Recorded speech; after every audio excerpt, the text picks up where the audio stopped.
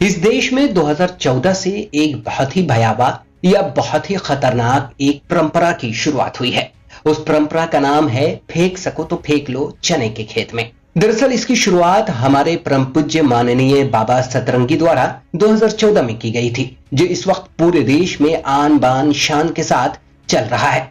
मौजूदा वक्त में देश में फेंकने की ऐसी होड़ लगी है कि इसमें हर कोई अपने आप को आगे रखने की कोशिश कर रहा है और इससे अब कोई अछूता नहीं रह गया है। चाहे वो प्रधानमंत्री हो, गृह मंत्री हो या फिर देश के प्रथम नागरिक कहे जाने वाले माननीय राष्ट्रपति रामनाथ कोविंद जी हो, हर कोई इस लाइन में आ खड़ा हो गया है।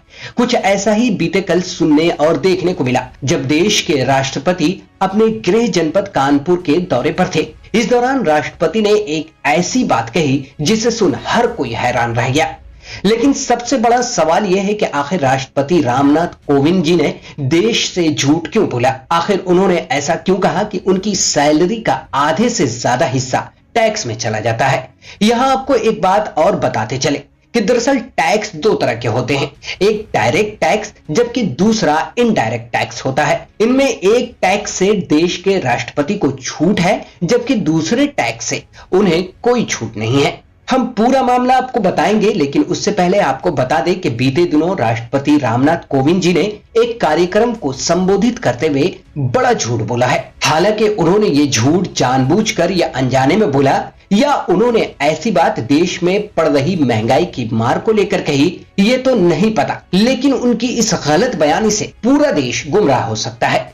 दरअसल माननीय राष्ट्रपति रामनाथ कोविंद जी ने अपने भाषण के दौरान कहा कि उन्हें 5 लाख रुपए सैलरी मिलती है जबकि उनकी सैलरी का आधे से भी ज्यादा पैसा टैक्स में चला जाता है। हालांकि ऐसा बिल्कुल नहीं है। इससे पहले कि हम आपको पूरी जानकारी दें, आपको पहले महामहिम का वो बयान सुनाते हैं, उसके बाद बताते हैं कि देश के किन किन नागरिकों को टैक्स अदा करना पड़ता है और किन को इससे छूट मिली होती है।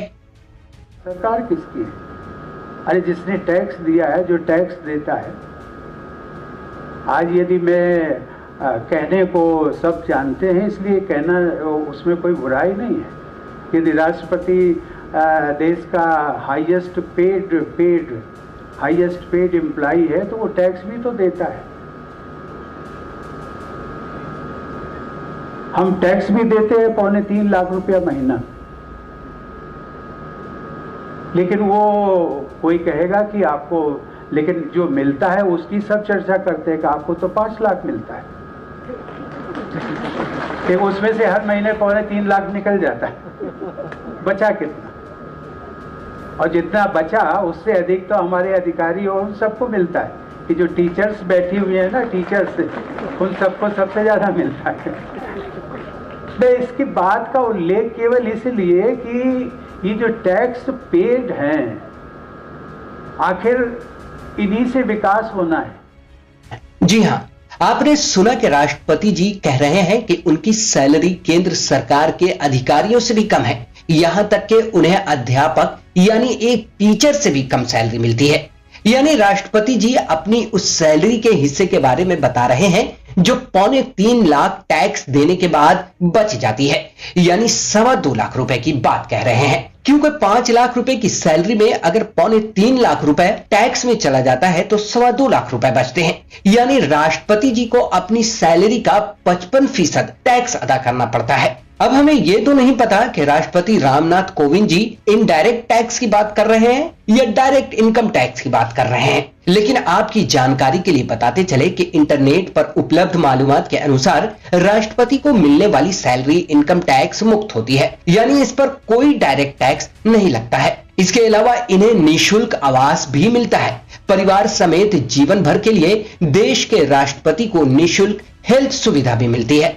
बहरहाल हम बात कर रहे थे राष्ट्रपति को मिलने वाली वेतन पर लगने वाले टैक्स की, तो आपको मालूम होना चाहिए कि राष्ट्रपति को डायरेक्ट टैक्स नहीं देना पड़ता है। वहीं इनडायरेक्ट टैक्स देश के सभी नागरिकों को अदा करना पड़ता है, चाहे वो बच्चे हो या बूढ़े या फिर जवान। अब यहाँ आपको डायरेक्ट और इनडायरेक्ट टैक्स के बारे में भी बता देते हैं। दरअसल डायरेक्ट टैक्स उसे कहते हैं जो सालाना 5 लाख या इससे ज्यादा की आमदनी पर अदा करना पड़ता है।